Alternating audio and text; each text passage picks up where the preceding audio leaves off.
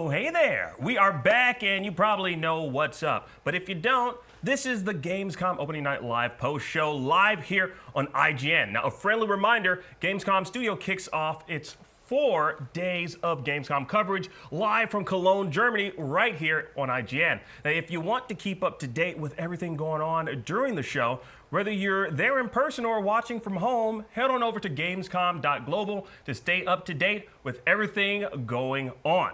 Now, it's about time for us to talk more about games. But before we talk more about games, I want to talk about something that's kind of like gaming adjacent. And that was one of the, we saw a teaser from for a new Prime Video series from Tim Miller.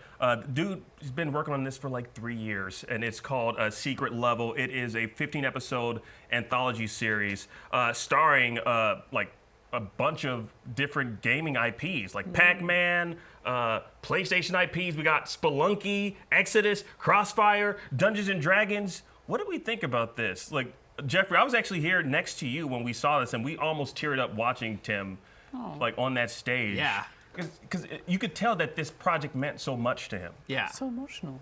Yeah, Tim Miller, I've interviewed him before. He's really nice. He directed the first Deadpool. He worked on the Borderlands movie, which we won't talk about that. That's another reason to cry. But yeah. No, it was really exciting. I think, and I don't want to go too early on my roses and thorns, but I think this is the thing I was most excited from Opening Night Live. And it wasn't even a game. It was this show. And I love the idea of an anthology series about video games, because it's like we talk about all the good, adaptations out there, like, Arcane, Last of Us won Emmys, like all this great stuff. And then to have a show where you can kind of just basically, I don't want to say like throw paint on the wall, see what sticks, but it's like you can kind of test these different animation styles, like Cyberpunk Edge Runners, like one of the best, like you reviewed that, like it was one of the best shows ever, and it's like, oh, I want more of that. And I think we're gonna get that in Secret Level, that level of like, oh, they really want to take this seriously. The fact that it must have been very hard to get all of these IPs. Like we saw Kratos in there, which there's already a God of War series at Amazon Prime Video, and so we're getting 2 Kratoses in 2 God 2 War. I don't know. I'm really excited because Pac-Man was one of them, which is a very kind of funny like.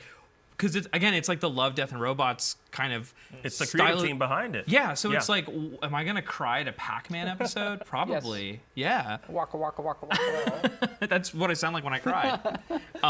But yeah, I'm really excited, and it makes me think. I'm already excited. I'm already thinking like, what other what games could there be? What other games could we possibly see? Like Matt, is there anyone that you would love to see in this anthology? I mean, what I want to see versus what they've already announced is like a weirdly circular Venn diagram, right? Like they have Armored Core in here, right? Which is crazy to think about, but also and then the Armored Core Twitter account, I'm taking your job now on social, but the Armored Core Twitter account posted a picture from the show, but also with a face that looks like Keanu Reeves. So I guess I saw that. They got Keanu Reeves to star in their Armored Core episode, which is nuts. Like that's a crazy combination. There's also a Mega Man teaser briefly that I didn't see, but I saw screenshots of on Twitter, so that was also really cool.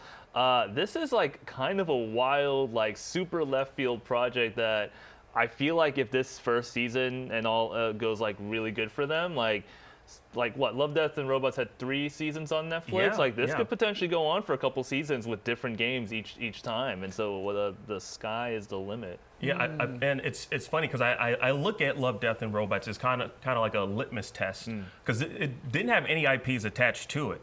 Now this is, and that creative team they've proven themselves with that particular series, and now we have something where it's like these are very well-known IPs. Like Sifu is going to be in like known IPs. So you're galvanizing the video game audience and possibly introducing these IPs to people that just like good streaming shows. Like Mega Man. Yeah, exactly. Well, no, everyone knows Mega Man. Cat, Mega Man's back. What? Doing what?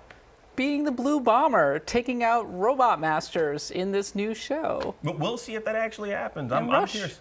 But it looks great. Like I think Love, Death, and Robots was a wonderful show with a I hope that they capture the variety of animation styles that we got in Love, Death, and Robots. They really cut loose and had a lot of fun. I think it says that it was an anthology series, so it sounds like it's telling sort of individual stories within these actual worlds. It's funny to look through the list of games because it's such a mix. Like you have really big ones like D&D, Warhammer 40K, arguably Pac-Man. And then you get a little more into the Island of Lost Toys kind of area, Unreal Tournament, Mega Man, I'm Sorry, New World, Eternum, Crossfire, Concord's in there. Concord, yep. Yeah. So I don't think that a lot of publishers are willing to commit their truly huge franchises to this little experiment, but maybe in season 2, right? Yeah. Again, like this is just yet another litmus test, I'm sure.